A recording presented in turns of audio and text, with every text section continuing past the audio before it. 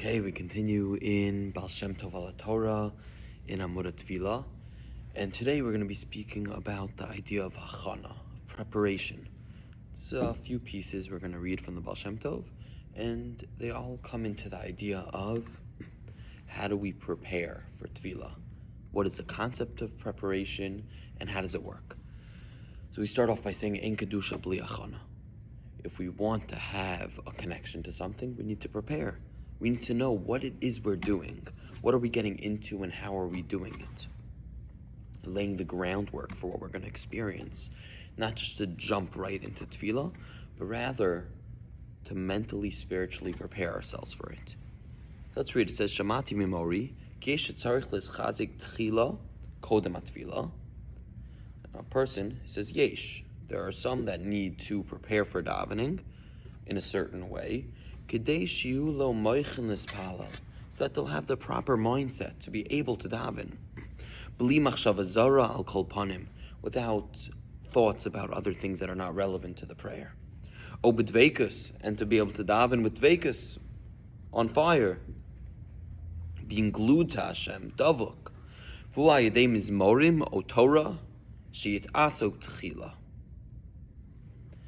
That is done how? Through mizmorim, through saying tehillim, through singing, through expressing gratitude and thanks to Hashem, and or through learning Torah. Umitoch kach hu omed l'spalel, mitoch divrei Torah. And therefore a person is coming to his tefillah in a way of connection through the Torah that they've learned. Sheyesh lo mochin. You're coming with a certain presence of mind.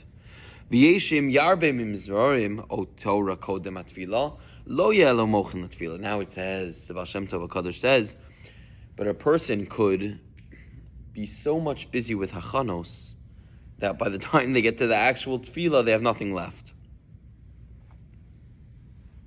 Today we took a little hike, a nature walk, and by the time we got to the trail, after from where we parked till we got to where the trail started, one of the people who was with us said, okay, I'm ready to go back to the car.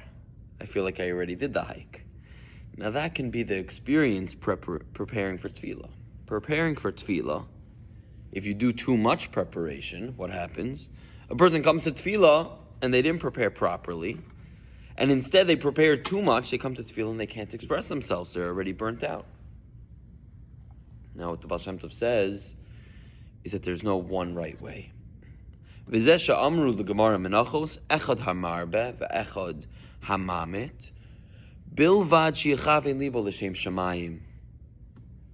thing is that a person should be focusing, how can I connect to Hashem? So if a person is focusing, how can I connect to Hashem, then whatever they're going to do to prepare for davening is going to be done in a way that is proper. Because the idea is not, let me say these 10 Mizmorei Tehillim, or let me learn this page. The second you get into a routine that is rigid and static, already you are not using it as a tool and a mechanism to draw close to Hashem.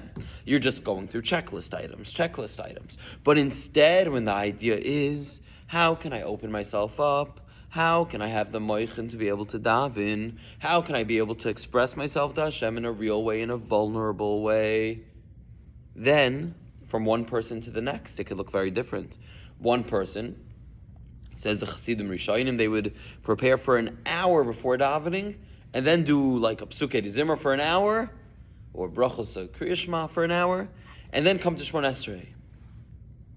Meaning, the whole davening was 3 hours. Preparation, davening, come back down. Going up the mountain, reaching the peak, and coming back down was a 3-hour process. And the idea is, that might have worked for them, but does that work for me? Now what the Baal Shem Tov is saying is that for every single person, there is a different way to prepare for davening. Every person has a unique derech to prepare. The ikar is, ubilvad sheyechavin libo l'shem shamayim. To remember, why am I preparing and for who am I preparing? As long as the idea is I'm preparing so that I can talk to Hashem, then you're doing good. As opposed to reading in a sefer something that it says to do this, but then not internalizing it and making it your own. In general, Baal Shem Tov is saying, make this yours. Make this an approach that works for you. And we saw this in the Gemara that talks about, from the explaining the pasuk of Hachon Likras Lelekecha, prepare to be able to speak to your God. One person would even do physical things. One person would put on a certain jacket, another person would put on a hat, another person would put on shoes, another person would put on a gartel. That's the Gemara that talks about the source for a gartel. Hachon Likras Lelekecha. And this person would say this person would do that. What's the idea? The whole geschmack of that Gemara is what? That every person saw what will increase my moichin the godless. What will increase me to be able to have mindfulness, to have a meditative, transformative prayer. And what works for me might not work for you. It's like the first piece in Sichas Saran, right? At yadati ki gadol Hashem, where David Amal says, I know that God is great. At yadati. What does it mean, at yadati, now I know? That one person can't really explain their perception of God's greatness to each other. And more than that, a person experiences Hashem's godless differently depending on where they are at that moment. The way that I connect can be very different. There's nothing more sad than a person holding on to an avoda that might have worked for them 20 years ago. Right? Holding on to something that worked for them when they were Shana Aleph in Yeshiva. And holding on to it and not letting go of that avoda when it might not suit them right now. And not being flexible to find what their soul is searching for at this moment. Instead of being so rigid and I must do this, I must do that. Baal Shem Tov HaKadosh is telling us just the opposite. That every single person has a different hachana for tefillah. And what might be exactly what one person needs to another person, that's going to shut them off. That's going to shut them off. What works for me today might not work for me in a month. Might not work for me in a year. Might not work for me tomorrow. Being aware. This requires incredible self-awareness to see, did that lead me to a place of tefillah? Did that lead me to a place where I was able to daven? Shielo moichin tefillah. L'kachem shavim. And therefore, whether a person's doing this way or that way, the whole idea is, is it leading me to a place to be raw, real, and vulnerable? Is it leading me to a place that I speak to Hashem in a real way? And whatever it is you're giving, like Gemara Menachos is talking about karbanos. And we say karbanos, tefillah is in the place of karbanos. When we bring karbanos, that's the avodah in the Beis HaMikdash. That's eizah avodah shebalev. These are the duties of the heart. So tefillah is similar to bringing a karban in the Beis HaMikdash. And it says there, whether somebody brought a whole cow or someone brought the most simple flour offering, where the person brought it from, meaning the intent that they brought it from, is far more important than what they brought. So what I did to prepare for davening is far less important than the result it had. It's true in all things. Hachanos are extremely subjective. Tefillah is subjective. Prayer and connecting to Hashem is a subjective reality based on the place that I am in. Now let's keep going. Lo yoymer harbe tehillim koydem atfilah. Baal Shem Tov says, don't say too many tehillim before davening. Shlo yachlish gufo, so you don't get burnt out. Lo yochal achar kach lo mar ha'ikar. Da'inu chavis hayom. That a person shouldn't say so much tehillim before davening that when it comes time to say Shema Esrei, Da'inu zmiras a kriya Shema tefillah, b'dveikus gadol, to not be able to say it with great veikus. Mechmashe hifsid kocho kodem atfilah b'shar dvarim. Because, unfortunately, someone put so much energy into the hachanas for tefillah, the preparations for tefillah, and when it comes to the tefillah, they've become burnt out and unable to connect. This goes into an idea that it should be pleasant. If you feel like your preparations for tefillah are burning you out, you're doing it wrong. It's that simple. Baal Shem Tov says you're just doing it wrong. If your preparations for tefillah make you want to daven, you're doing it right. It's that simple. We make things far more complicated than they need to be. If tefillah is an outpouring of our soul, and the Anshe Knesset Gedolah have given us a framework as a template to help us express ourselves, the preparations we do either serve us or don't serve us. Either they help us get there or they don't. So it should be clear as day to us what works and what doesn't work. The Baal Shem Tov is saying, just keep life simple. Just keep life simple. Don't get caught up in the preparation in an unhealthy way that later you feel you can't express yourself. It says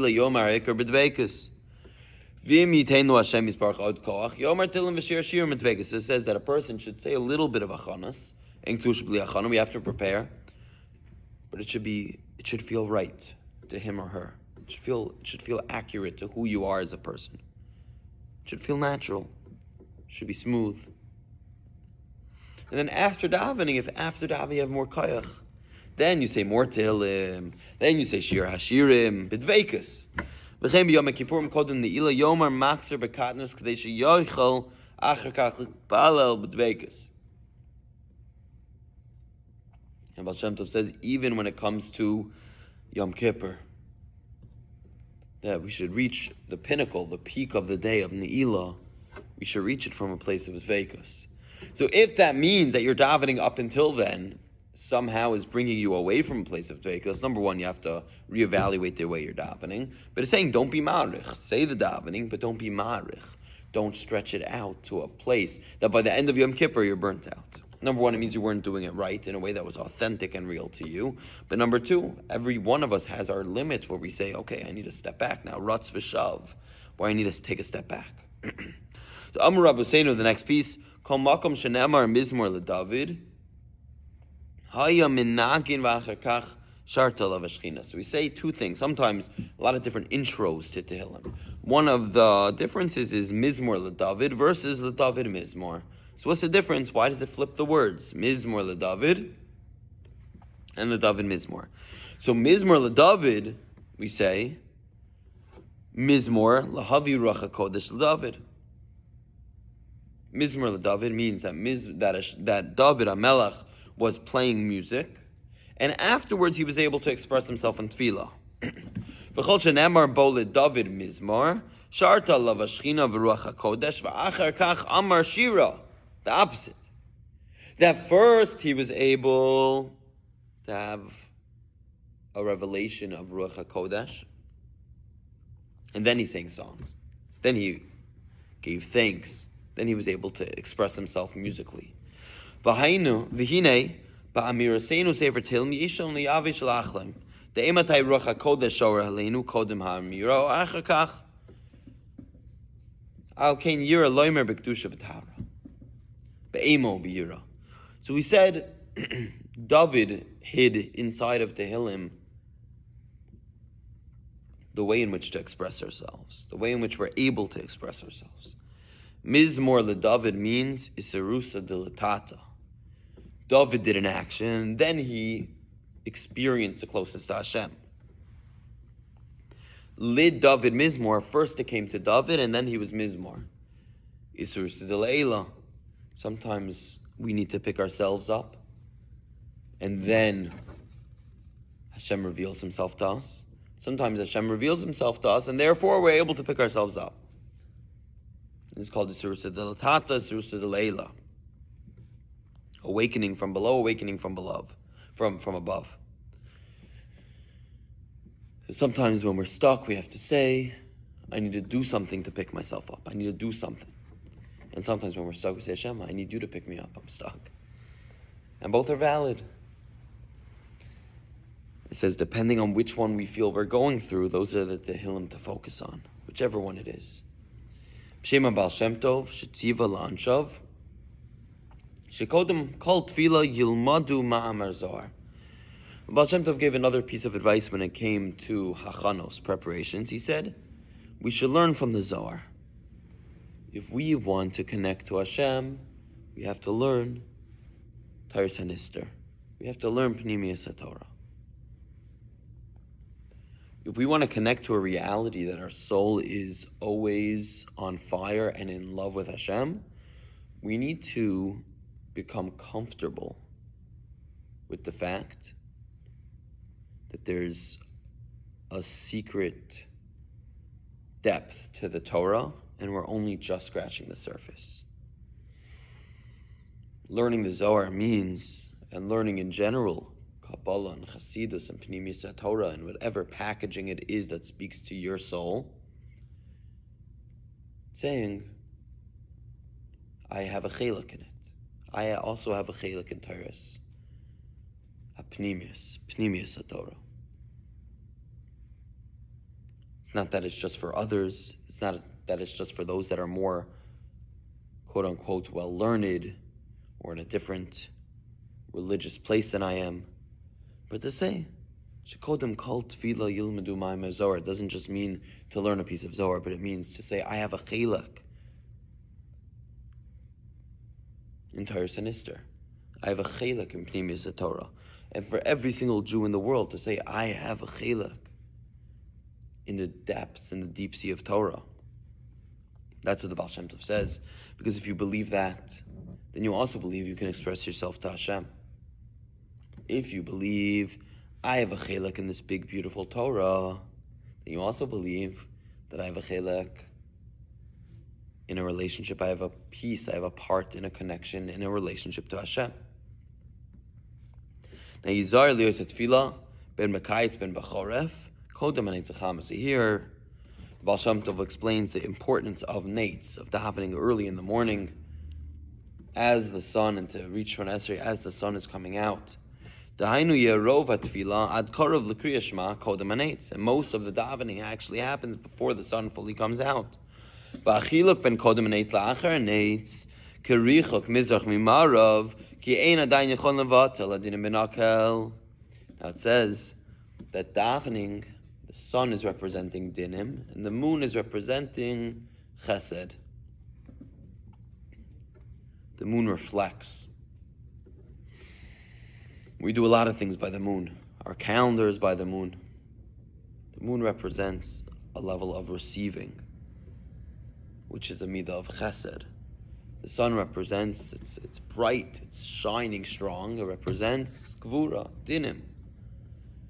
So because it represents dinim, we want to start our day with tefillah. How do we want to start our day with tefillah? Without so many dinim, so we can express ourselves better, so we can connect better.